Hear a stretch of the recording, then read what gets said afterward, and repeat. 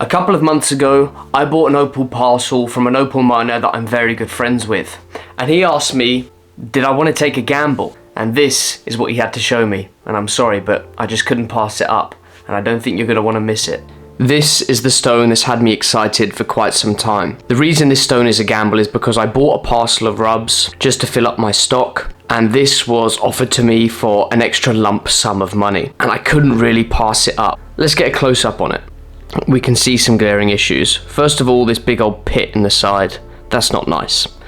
In order for this stone to be paid off, it basically needs to cut a carat. If I get a carat in this colour, then I know I'm onto a winner. There are a few things that lead me to believe the colour bar goes a bit further.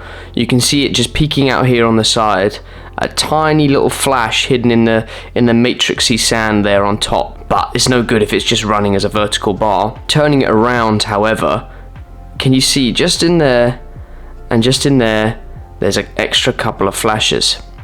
And if that's the case, then we've got a stone that sits, hopefully, across the whole top. Obviously, there's this glaring dip in the stone, so that's got to go. But if the colour bar stays thick and travels all the way to the other side, then I'll know I'll have a carat stone, at least. But just take a look at that colour, it's just electric. It's seriously a top gem, so everyone grab a cup of tea, grab a cup of coffee, any lucky pants or hats that you wear, please throw them on for me, because I need this stone to pay off. Alright, say your prayers, it's time to go to the wheels. Honestly, I can't wait to see how this opal turns out. The colour's just crazy. Okay, well, without further ado, it's just time to polish up around the edges. Now I really want to see if that colour bar comes out on the other side. Oh, I've got a little peek there. That's exciting. That is very exciting. How far around the corner does it go? We've got a little bit more coming through. It seems to be holding some thickness. Let's see if these connect. Not quite.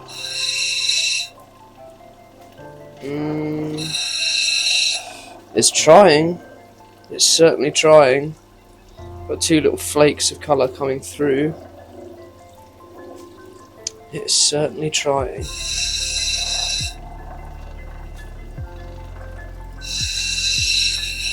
I really hope this doesn't have multiple colour bars. Come on, make my job easy. I need the win.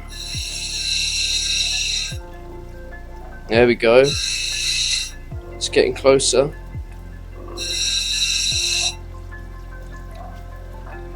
Oh, it is multi-barred. Oh, it's okay. So we have a sneak peek of a bar up top, right sat on top there. Hopefully the camera can pick it up, and then underneath there's a dead straight potch line by the looks of it, and then that thick colour bar that we're going to be chasing. That's okay. That is okay.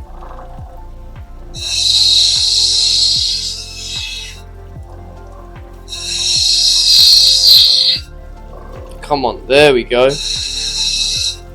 There's some more colour, and it's just gem grade the whole way around. Doesn't seem to want to connect there. It's travelling around, and it just seems to completely disappear on this side. See, we've got colour bar all the way around, and then kind of dies off in this corner.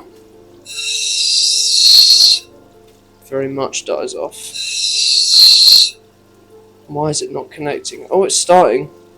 It's getting there. It's reaching. Let's take some of this excess off.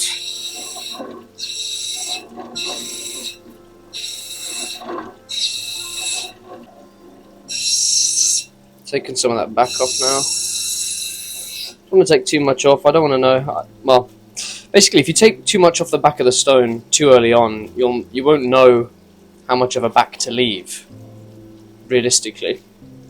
And this whole matrix here is that's gonna give me nightmares.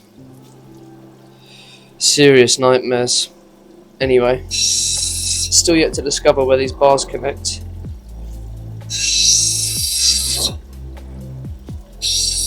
Well, it doesn't really matter, does it? Because, let's be honest, we've got a whole dip there. I think it's now time to decide where the colour faces, and we can exploit that dip. So basically, with Opal, you need to decide which way it faces best. At this moment in time, I've got Matrix, which is going to make the back of the stone questionable towards the end. And on this side, I seem to have a bit more potch to play with. Now, because we've got this huge dip here that I know isn't going to be part of the stone, it's just, I can't make an even dome from something that goes from that high to that thin. It's just not possible. So I can exploit that and expose the colour on that side just a little bit to see how it faces, and that way I can decide which way to orientate my stone. The potch is certainly darker on this side, however the orange is on top. See, the predominant orange colour is sat at the very top here. So if I orientate the stone this way, the question I have is that orange going to face pointing upwards if I take the stone down on this side? Like, there are a million questions, but there's only one way to answer it, and that's by cutting the damn thing. Right, let's just have a sneak peek. What's going on in there? We're almost through. We don't want to take too much off. I want to have some opal to play with. Oh, it's looking gem. It's looking gem grade. Not sure if the camera's picking that up at all, unfortunately. But the orange does seem to face from this side. Alright, let's take a sit down. So we're back up close and personal with the opal for two reasons. One, to take a little break. It's important you don't rush when cutting a stone. If you need to take a little hiatus and think about a cut, then it's absolutely vital that you stop and go and assess the situation, especially when it comes to a stone like this, because deciding now which side to cut this to face the colour from, whether I face it from this side or this side, has a strong possibility of either making or breaking the stone in terms of making my money back, because the amount of money it cost me isn't insignificant. In fact, it's quite significant. I need to make sure that I'm making the best decision from the opal's perspective. Obviously, if I take it down and face it on this side, that's it, it's done forever.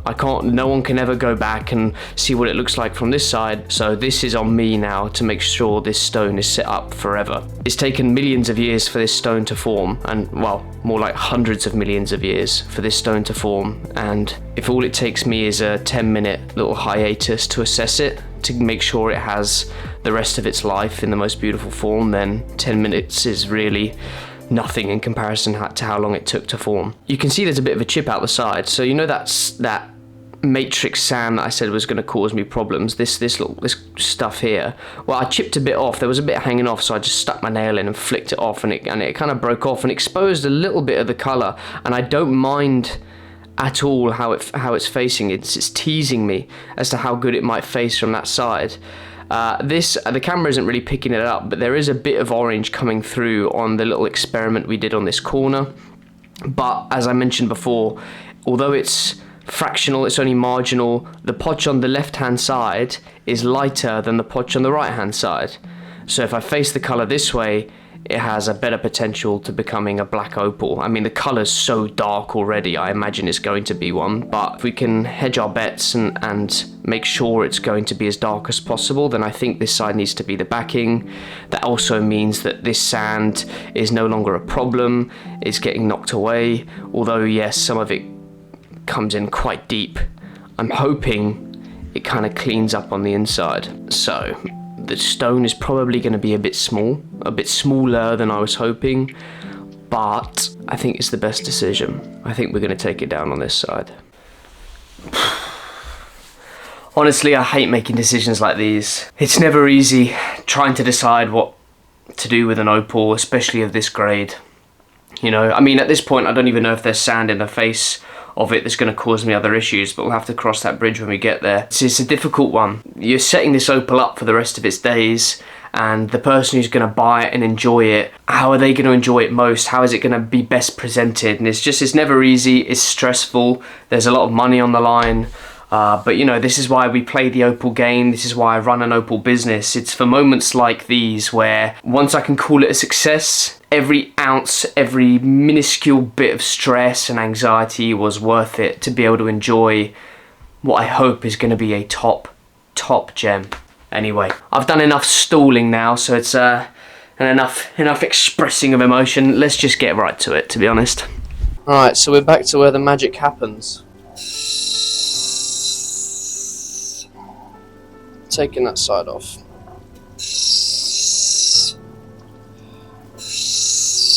Yeah, it's got to happen. It's coming off. That sand was never meant to be there.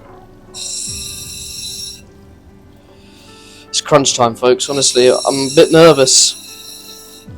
A bit is an understatement. I'm very nervous. Come on, give me gem. Give me top gem. Give me colour people would dream about. We are getting there. Please have no inclusions. Come on, peek some of that colour through. I'm sick of waiting. I'm sick of it. I feel sick. Woo! Come on.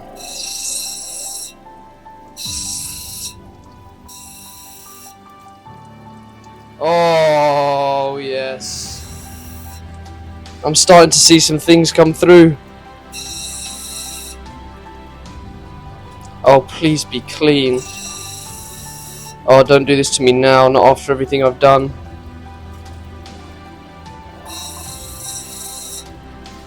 Come on. Oh, it's orange on this side, yes! Oh, yes! Okay.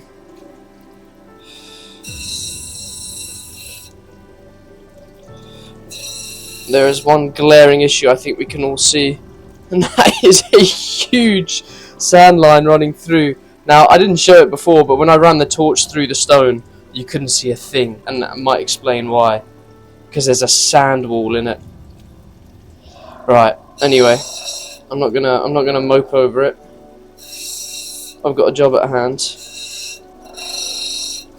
So we've got sand in the side now, so I can confidently take these little chunks out until the point I can maybe roll it over. It's touching the bottom of the colour bar a little bit.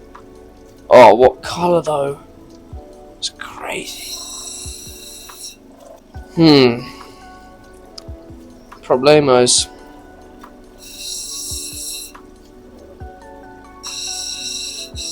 Bring that in there. Can you guys see that? Honestly, I might need to change my camera angle. Hold on. Is that a bit better? Yes. Take it little by little. If this part of the stone cleans up, I'll be happy, you know? We'll have a nice bright orange gem. And honestly, you can't complain about that. It just needs to come clean. It has to. It's imperative. It's just so flat on this side that you can't see any colour bar. It's completely gone. Do I have some sort of indication using this? Yes, yes I do. And that sand goes the whole way around. Of course it does.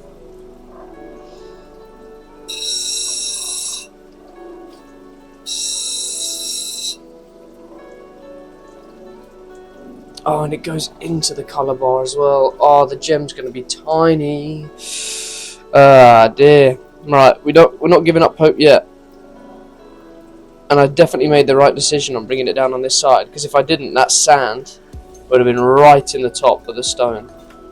So I've made the right call. The trouble is that orange might disappear with each touch of the wheel. It's getting cleaner. It's certainly getting cleaner. Okay, let's bring that in.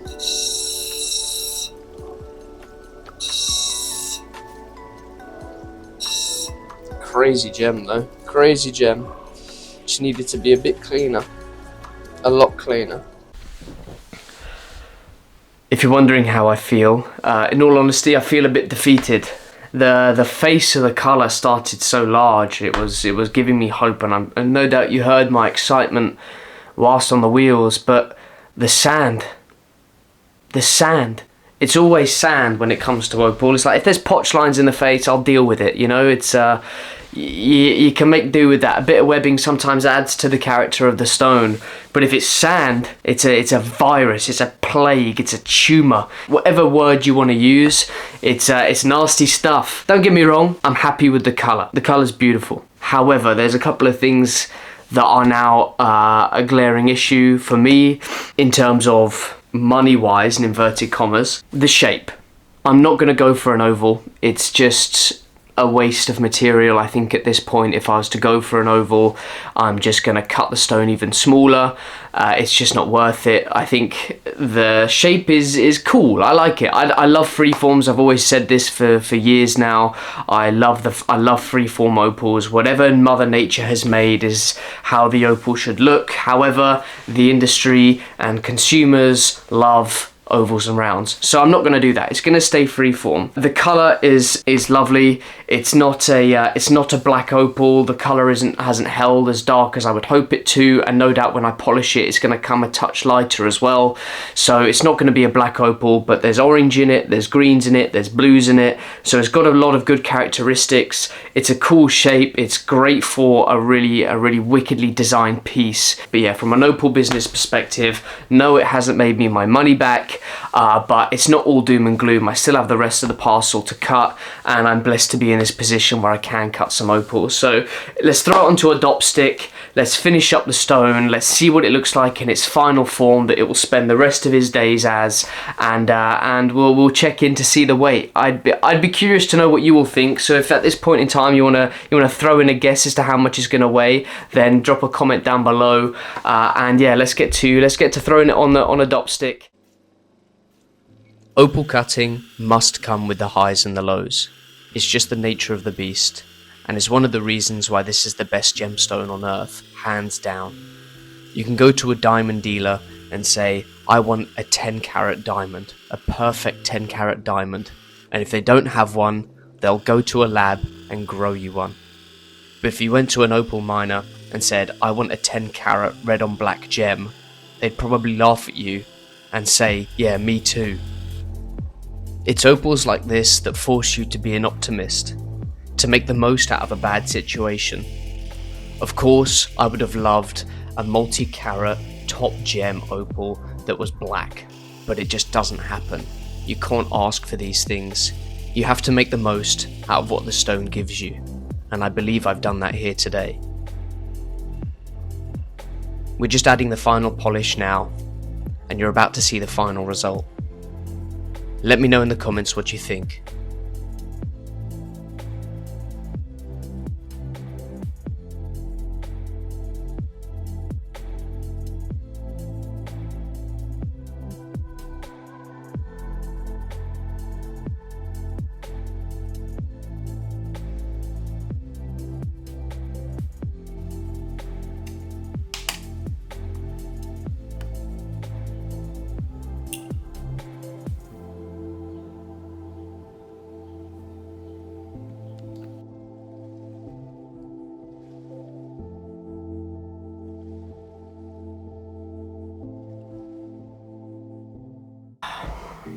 Cheers.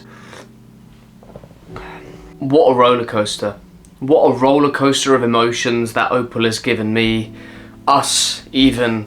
I hope you enjoyed the video, because honestly, it's been a bittersweet cut, I think. The Opal, I was hoping for it to be a carat, and it weighs just a fraction under. So if we round it up, let's call it a carat, but reality is it's not a carat, it's under what I was hoping for. And it sits quite confidently as an N5, so it's a dark opal. It's not quite an N4, and it's slightly too dark for an N6, so an N5, it sits very nicely in that body tone.